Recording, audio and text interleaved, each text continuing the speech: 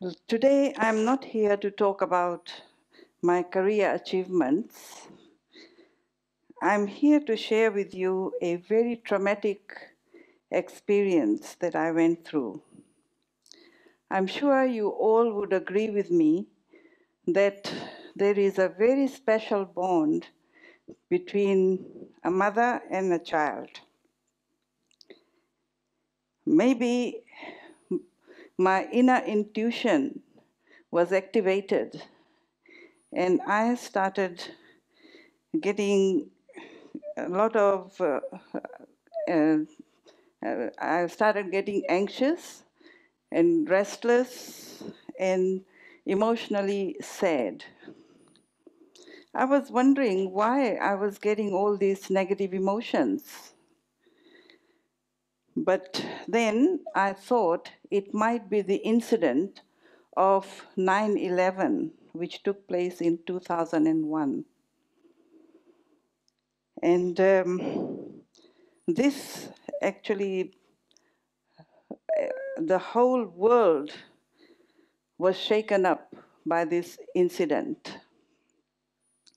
And then I thought that might have been the reason why everybody was emotionally affected. After I saw this on TV, I called Fiji. I spoke to my eldest son, Ronil, and we spoke about this incident in depth. And I said to him that, it is amazing how so many innocent people have been killed and how people don't have control over their lives. And then it is not in our hands. Things just happen. So it was on the 15th of September 2001 at 2 a.m. in the morning, the phone rang. And I jumped out of bed and answered the phone. It was my husband calling from Fiji. And he said, "Mom, are you still awake?" And I said, "Yes, I have been very restless for the last 2 days, and I just couldn't sleep." And he said, "You'll have to come to Fiji because our son, Ronil, had an accident. And he is in hospital."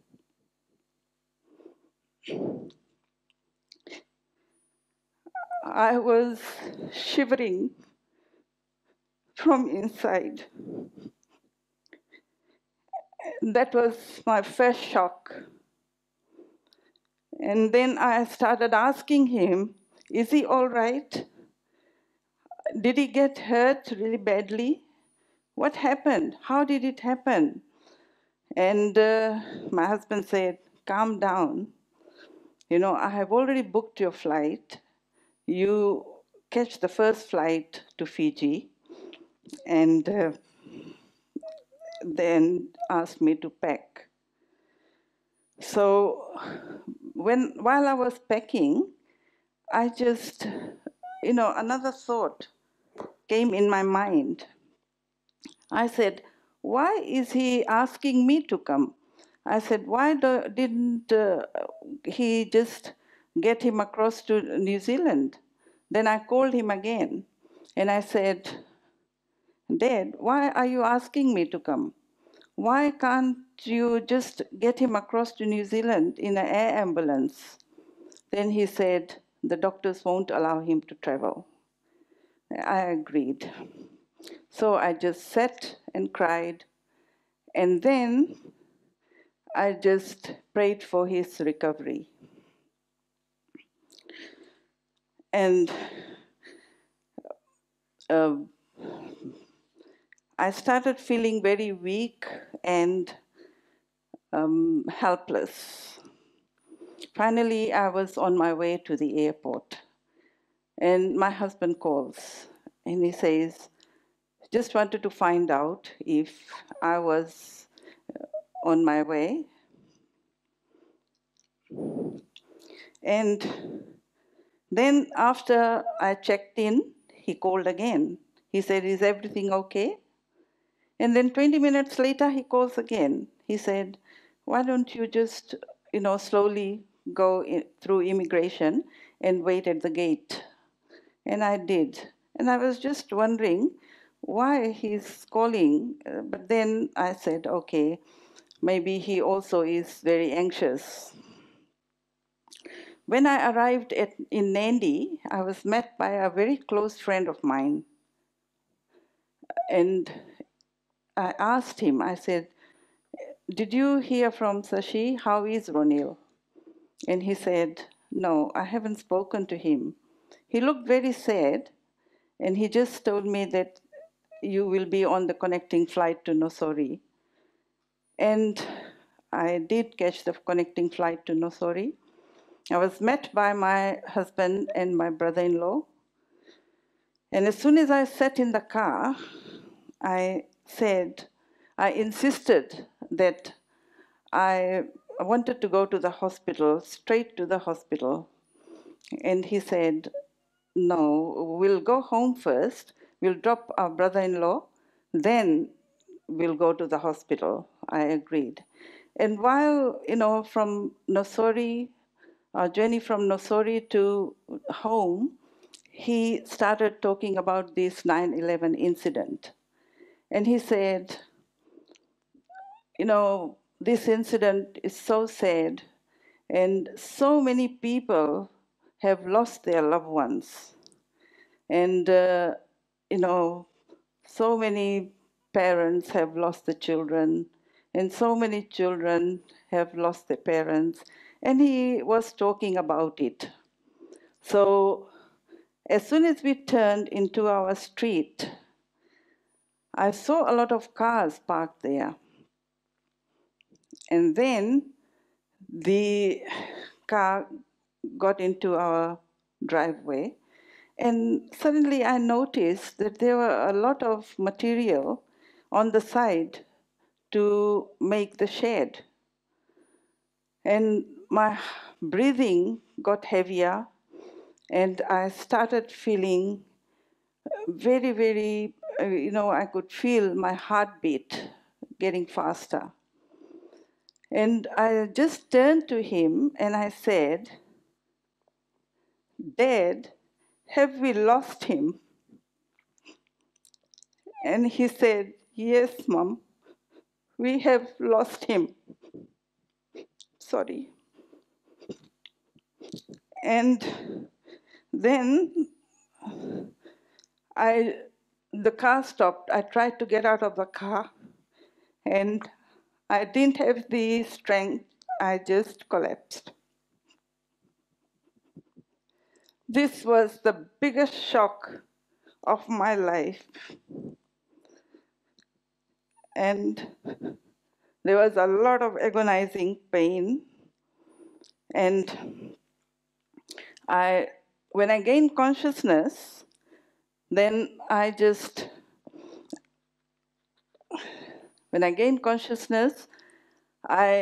started calling out for Ronil. And I couldn't believe that Ronil was no longer with us. I was in denial. I just didn't accept that this has happened. And there was a lot of emotions that started building within me. I wanted to see him wherever he was.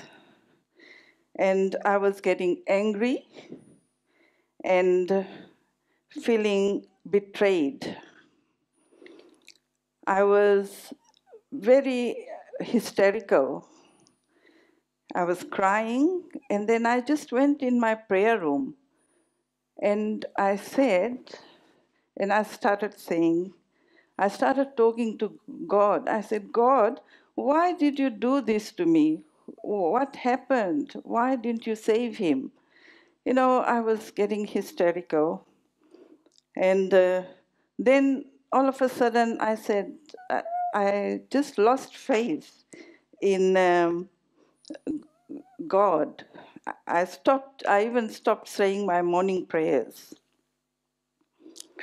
And I wasn't able to really accept that this has happened. I insisted to take me to the mortuary, and my husband did. We went to the mortuary, and when I saw him with my own eyes, then only, I accepted that yes, he's no more, and we have lost him forever. Then I said to him that this is going to be the last journey for our son Ronil, and I really want to give him a beautiful funeral, which we did. Well, sometimes when the famous saying goes, when something happens, it happens one after the other. And what had happened as soon as Ronil's girlfriend found out that has passed away, she tried to commit suicide and she overdosed herself. And she was in coma and she had to be evacuated to Brisbane in an air ambulance. When, after the funeral, we went to see her in Brisbane, and there she was getting out of coma. And as soon as she saw us, she started responding. And she started calling out for Ronil. And this was very, very painful for us also. And there are so many thoughts that were going in my mind, like, questions like, what happened? How did it happen? How come we lost him? I just can't believe it. And then I said, it wasn't time for him to go. And then he was only 23. Whilst in Brisbane, we were introduced to a medium. A medium is a person who communicates with the soul who has passed on. And this lady, she was looking after an Orthodox church. We took a bouquet of flowers and she placed the flowers on the altar and she prayed. And amazingly, she related each and every step, how the accident happened. And she even told us the color of the car. And then when she was talking to us, when she was relating every part of the incident, I felt as if I was talking to Ronil, as if he was telling us the story through her. And in her description of events that happened, the medium, she answered almost all the questions that I had in my mind that was going through. And this definitely gave me a bit of inner peace. She also told us that it was time for him to go. Each soul has its own journey, and his journey on earth was complete. And it was time for that soul to move on. So that time I didn't know anything about the soul. I had to go back to New Zealand to look after my children. And when I went to New Zealand, they were studying. I went to New Zealand and, my condition was deteriorating. And my second son, Rajneel, 3 years younger than Ronil, he said to me that, Mom, no matter how much you cry, you will not get Ron Bhaiya back. And we, three of us are here and we need you. So you have to look after your health. And this, when we don't want to lose you the way you are going. And this really hit me hard. And it also had a positive effect on me. And then I really wanted to get well, and I wanted to come out of this depression. So I started reading books, and books about journey of the soul and the soul after death, what happens to the soul after death. And I also read another book like by James Prague, and that actually, Talking to Heaven, that actually gave me a glimpse of, that inner peace, and I had more knowledge about the soul. And friends also advised me to do meditation, which I did. And I also, like, I also, when I was in New Zealand, I heard an interview by Dr. Hazel Warda. She was talking about energy healing also. And she also was a victim of, she lost her son at Great Barrier Reef, and she was introduced to pranic healing, which is energy healing. And this helped her tremendously to get out of her situation, to get out of her grief. And just briefly, I'd like to just tell you that pranic healing is not a religion. It is an ancient art and science of healing, which was rediscovered by Grandmaster Cho Kok Sui. It is scientifically, he experimented it, tested it, and validated all the techniques. And so Dr. Hazel was running a course, and then I took up the course, and she gave me a healing. During the session, I cried and cried and cried. And I really felt the energy that was the stagnant energy within me, it was being released. And after that, we did a meditation, which after that, I really felt light and I had a good night's sleep.